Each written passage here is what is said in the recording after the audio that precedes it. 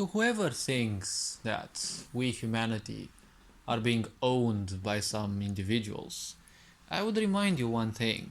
No one owns anything in this world.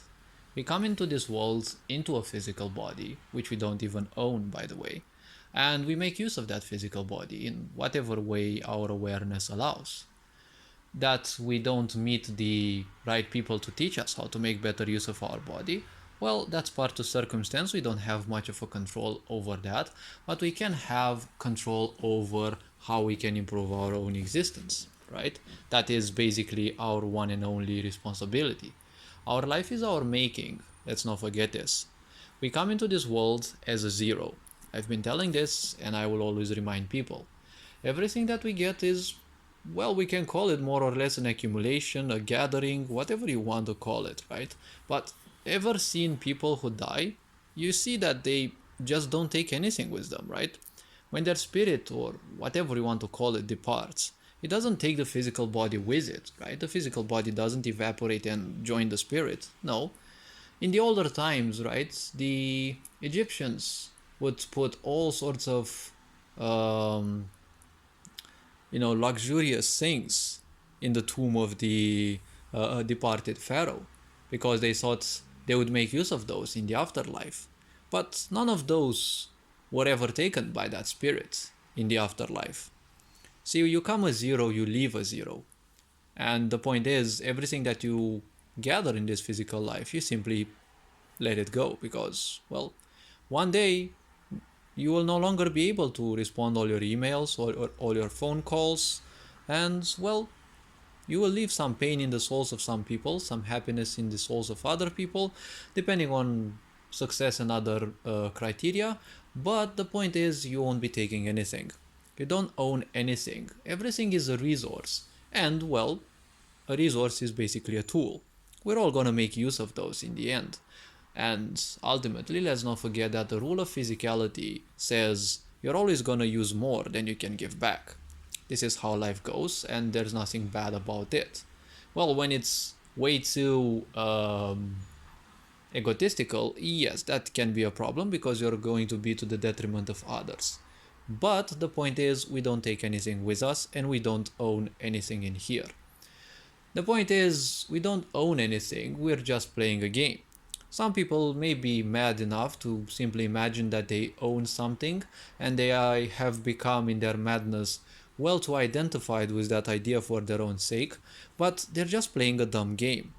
We don't have to play their own game, and, well, it is easy to let others do things for you, because, well, there is no responsibility in that, and you can simply live a brain dead life without any real achievement, and simply get stuck in the fact that, I don't know, the smallest things may appear as the greatest achievements.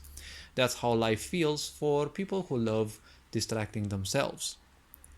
See, all this started from the fact that in order to rule the masses, there were a group of people who thought that a certain deity must be created, obviously something beyond comprehension, because, well, with the masses being illiterate throughout history, well, you didn't need to work too much towards that, right? And the point is, keeping people illiterate also ensured that they would keep believing in such, creators of the world. And if you look at Christianity, obviously it's made use of God more like as a tool to control, rather than seeing that there is something beyond us, right? Because even if you look at religions, monotheist religions are more or less a representation of narcissism, because the gods are always male and the gods are also humans, right? It's a bit of a childish interpretation, if you ask me, and most likely people far wiser than me, but okay, that's just my opinion, and probably other people's opinions as well. Now, the point is, if some people are simply attached to that, see, some people love believing in God because it's a very good distraction. See, a good distraction that allows you to make um, certain belief sets, right, that relieve you of responsibility, right? God will ensure everything. God will make sure of this. Creation will make sure of that. This is the easy way of living life, because you'll only expect things to happen and they will not happen. Probably through some, let's say, advantageous circumstances, they may happen. And, primitive minds will believe that it was all the will of creation. But ultimately, it's just circumstance. Karma can also influence circumstance, but it is best to simply leave that, to the conscious existence. It is much better that we consciously choose to draw the circumstances that we want instead of letting karma decide for us.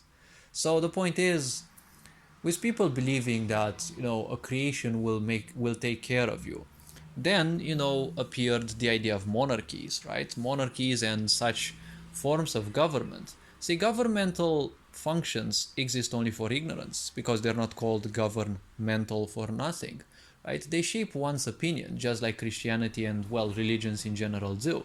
Because monotheist religions' purpose is to make you believe that, well, someone else is going to change your life for the better. It's the same strategy that NGOs also use in the present, right? Because it's worked for thousands of years. The karma is still there, so many people will still cling to the easy part, right? All animals, all living beings will cling unconsciously towards what is easiest for them. And when you have monarchs, right, they were the so-called chosens of creation, right? So in the eyes of the masses, they were supposed, and they are equally responsible of their lives, right? Because ignorant people always want others to do their things. Right now, people believe in politics because, well, they think that it is the duty of those politicians to ensure the well-being of the people. But you don't know whom they serve, they don't know whether they have different agendas. And just like every living being on this planet, especially if it has a awareness like we humans are supposed to have and also make use of. See, the point is very simple. The first agenda will always be towards the self. It's no measure of egotism if you take care of your body first, because, well, if you're not doing well, you're not gonna be able to do things for the others also, right? So don't believe in this thing, okay? Don't believe in these aspects of, ignorance, because only ignorance expect others to do things for them. That's why their life is so miserable. And their only purpose is to make others' life miserable, because misery loves company. The same thing is with, people of power. There are indeed a lot of people of power in this world who don't live their lives and most likely have agendas that other people don't live their lives well. Sure, there will be people who will rise and say that I might be a constipational theorist, but just look at how things have been handled throughout the pandemic, right? The decisions taken and also many things done, the side effects of the actions taken, by the people, authorities, and the such, none of them was actually pretty helpful to society in general, right? And if you look even at the European Union, they seem to be some morons that don't have the slightest idea what ideas they're taking, right? They don't have the slightest idea what to support, what to do. It's like they're some androids. Like, as I said, I wouldn't be surprised if any of those would be stabbed, let's say. I'm not wishing it, but, just for the point, if any one of those would be stabbed and, instead of blood, there would be silicon and gears, popping out. It may sound very far-fetched, but you see, it's only a talk about AI and machines lately. I wouldn't be surprised if a lot of those people would be some kind of AIs because, well, they're too stupid to be humans in the first place. All this being said, you are appreciated, take care, and, well, Ferencan Bohort signing out.